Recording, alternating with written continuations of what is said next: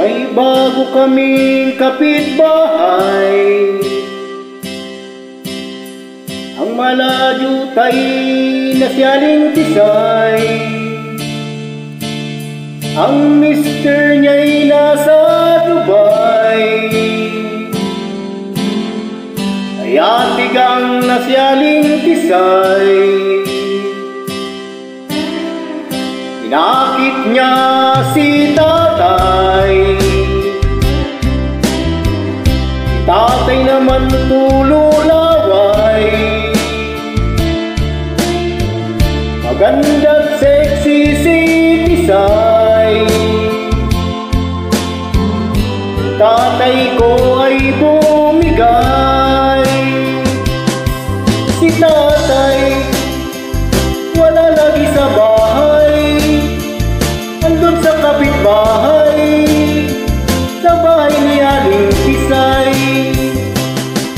Si tatay umuwi ng lupay-pay, nagtataka si nanay, wala na ang brief ni tatay. Nabukasan ng umaga,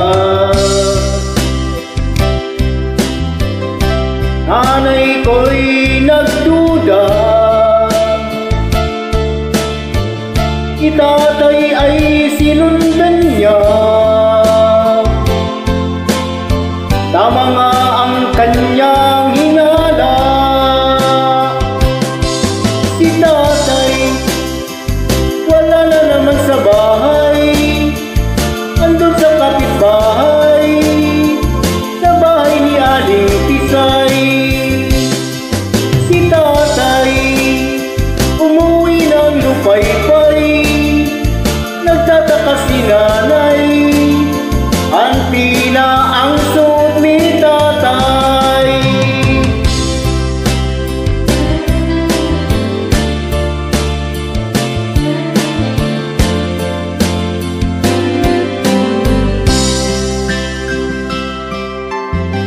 Kitang-kita ng dalawang mata, tatay ko'y nakahiga, si Aling Tisay ang kayakap niya. Walang saplot ang dalawa,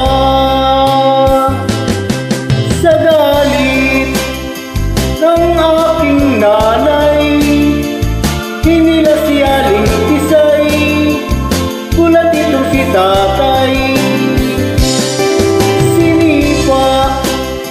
Ang yagpos ni tatay, sinampas si Aling Tisay, tumakbo sila sa labas ng bahay.